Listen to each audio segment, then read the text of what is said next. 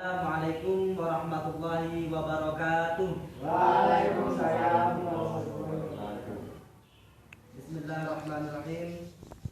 Alhamdulillahirabbil alamin wa bihi nasta'in.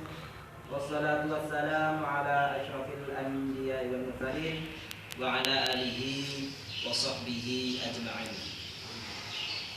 Qala Allah Ta'ala fi kitabil karim, Rabbi shrah li sadri wa yassir li amri wahlul 'uqdatam min lisani yafqahu qawli.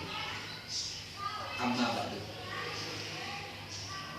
Yang saya hormati dosen manajemen dakwah PAI UIN Malang, itu Ustadz Amin. Yang saya hormati kepala sekolah SMA Arjuna Malang, Ibu Istiwati SPD. Dan tak lupa pula teman-teman, rekan-rekan, sahabat-sahabat saya di SMA, siswa-siswi SMA Arjuna Malang. Alhamdulillah, di awal perjumpaan kita jangan lupa kita panjatkan puja dan puji syukur kehadirat Allah Subhanahu wa taala, karena berkat nikmat dan hidayahnya kita bisa berkumpul di pagi hari ini, yaitu kita bersama bisa melaksanakan sholat duha berjamaah. Jadi sedikit promosi di SMA Arjuna ini, anak-anak alhamdulillah istiqomah, alhamdulillah istiqomah sholat duha berjamaah. Jadi untuk pelajaran PAI dan bahasa Arab itu saya wajibkan untuk sholat duha berjamaah. Kalau masalah nilai gampang, yang penting sholat duha berjamaah. Karena sholat duha berjamaah itu kita itu bukan hanya meminta rezeki, bukan hanya sekedar menyembah Allah, tapi dalam sebuah hadis dijelaskan, karena dengan sholat duha kita juga bersedekah dari badan kita, dari sel-sel jutaan badan kita itu kita harus disedekahkan. Tidak bisa bersedekah dengan uang, bersedekah dengan duha tidak apa-apa. Alhamdulillah.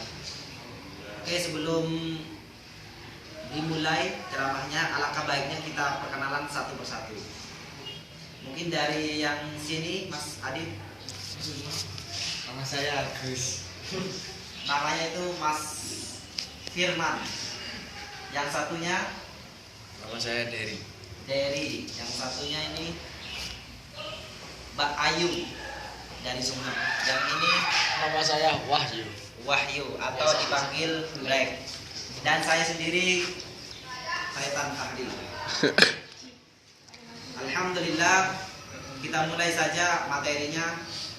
Kali ini saya akan membahas tentang bersungguh-sungguh dalam mencari ilmu. Dalam pepatah disebutkan manjadah wajadah. Ada yang tahu artinya? Dari artinya apa? Ya. Apa Black? Apa artinya? Barang siapa yang bersungguh-sungguh pasti bisa. Benar. Barang siapa yang bersungguh-sungguh maka pasti akan bisa atau berhasil. Kalau dalam makna Jawanya, man utawi sapane uwong iku jadah nemen-nemen sapa wong. Bersungguh siapa orang, wajada moko berhasil sapa wong. Dan dalam makna bahasa Inggrisnya, bukan madu. Bahasa Inggrisnya, man dining pasarana oreng. Jadah paneka ku omku pasara oreng. Wajada maka hasil pasara oreng. Intinya, kalau sampean bersungguh-sungguh apapun itu, baik untuk meraih kesuksesan, bersungguh-sungguh wajada maka berhasil. Ada sebuah kisah Syekh Holil. Siapa yang tidak tahu ceritanya Syekh Holil? Syekh Holil Bangkalan, ulama tersohor di Nusantara Indonesia. Tahu kan? Syekh Holil itu ketika mencari ilmu itu luar biasa, penuh dengan perjuangan. Beliau mondok dari Bangkalan, Jawa, Pasuruan, Bangil, Banyuwangi, sampai mondok di Arab Saudi, penuh dengan perjuangan. Beliau kalau makan itu makan buah-buahan yang disampah, bayangkan. Tapi hasilnya gimana? Berkat perjuangan beliau sampai sekarang menjadi ulama yang tersohor. Tahu Kiai Haji Hashim Asy'ari? Beliau itu salah satu muridnya Syekh Holil. Jadi teman-teman, bila ingin meraih cita-citanya maka harus dengan sungguh-sungguh.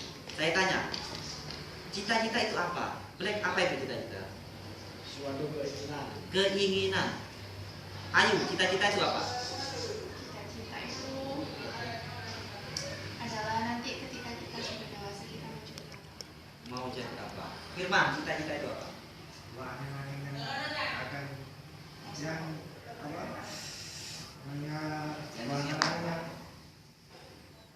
mudah-mudahan terkabulkan. Nah, kabulkan. Dari apa itu cita-cita?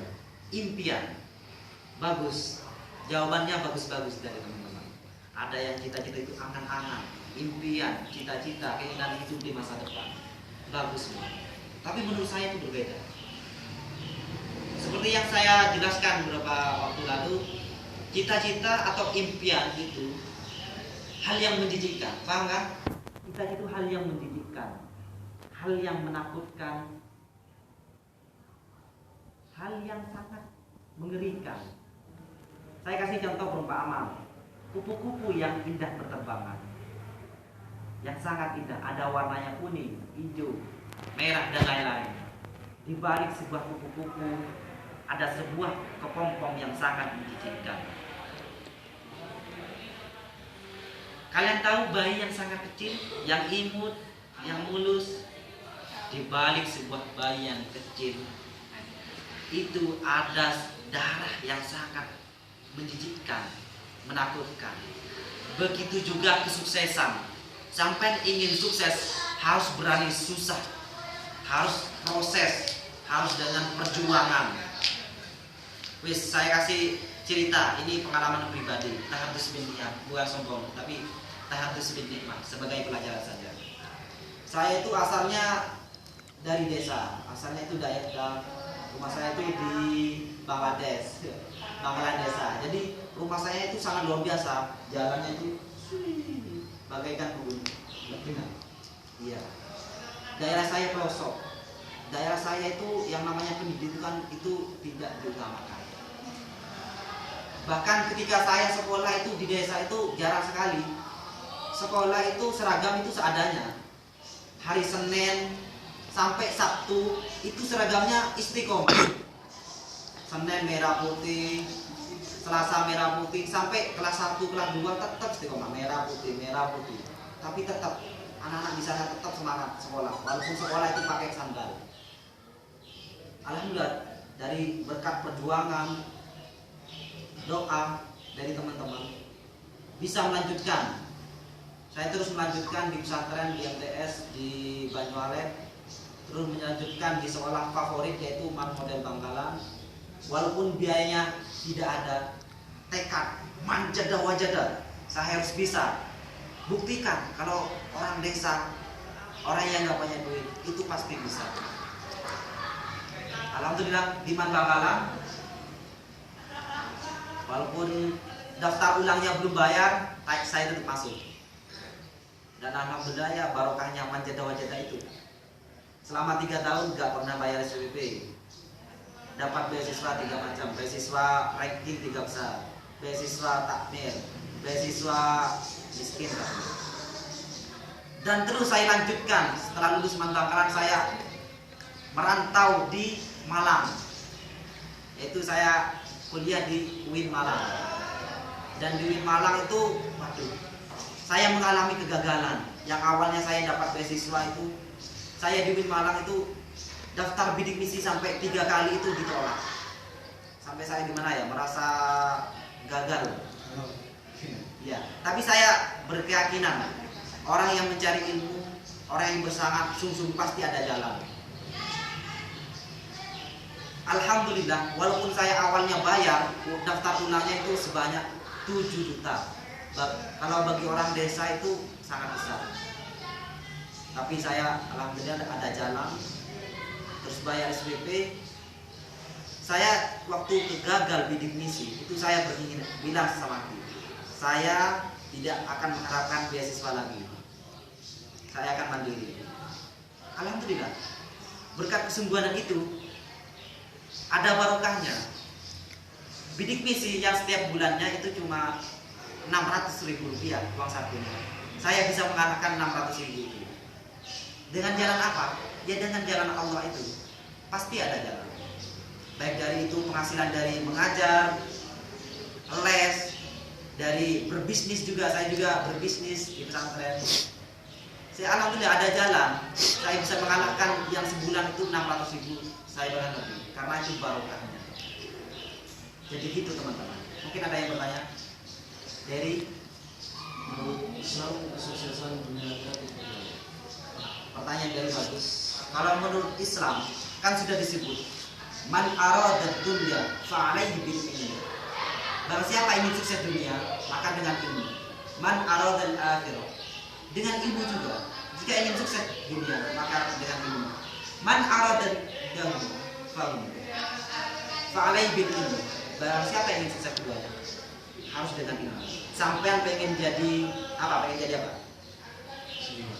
Pengen jadi seniman. Ya bagaimana caranya sampai itu belajar tentang seniman. Baik itu belajar dari senior dan lain-lain. Jadi harus dengan ilmu. Sukses dunia harus dengan ilmu. Sukses dengan akhirat juga dengan ilmu. Itu dengan mempelajari ajaran Islam. Ada yang tanya lagi? Tanya apa? Kan biasanya dalam kerja kita kan masih ada bagaimana cara Iya. Iya, terima kasih pertanyaannya, Black. Rintangan, yang namanya percobaan itu kan rintangan. Jadi rintangan menurut saya itu hadapi dengan nikmat, hadapi dengan tenang. Ibaratnya gini saudara, kalau hidup tanpa rintangan itu menurut saya itu gak nikmat. Kalau hidup tanpa kegagalan itu tidak nikmat. Karena dengan kegagalan, dengan rintangan kita bisa semangatnya lebih semangat. Nah, ayo mau tanya? Bertanya. Gini, pasti kan dalam hidup pasti ada kesuksesan, ada kegagalan juga. Nah, masing-masing dari orang kan pribadinya berbeda-beda. Ya. Ada yang mungkin menghadapi suatu kegagalan itu adalah intinya suatu jalan menuju sukses. Bagaimana kita sebagai orang yang maksudnya kurang gimana kayak kurang yakin atau kurang putus asa, pasti kan menghadapi kegagalan kan sesuatu yang sangat bikin kita down gitu. Itu solusinya dari mana? Bahkan sampai ada yang mengatakan Allah tidak sayang pada saya, makanya gini-gini kan ada seperti itu. Ya. Terima kasih. Dalam sebuah Al-Quran disebutkan kalau orang pengen sukses itu harus nyadar diri.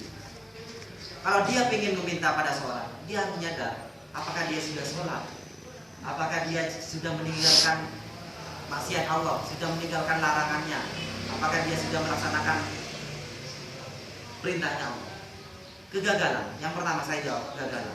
Makanya untuk kegagalan itu hal yang biasa, terjatuh. Tapi bagaimana kita bisa bangun dari kegagalan untuk tetap semangat? Dan solusinya itu Al-Quran. Solusinya pasti Al-Quran. Karena dengan Al-Quran ini ada petunjuk. Baik itu catat cara kita untuk beriman kepada Allah, beribadah. Karena dengan beribadah, jika kita meminta, kita harus bertanya, apakah saya pantas? Harus tanya pada diri sendiri. Makanya pesan untuk teman-teman, kalian itu berhak sukses. Kalian itu dari manapun asalnya itu berhak sukses. Katakan pada diri kalian, sukses adalah hak saya. Semuanya berhak sukses. Pertanyaannya, sampai itu mau mengambil apa enggak sukses?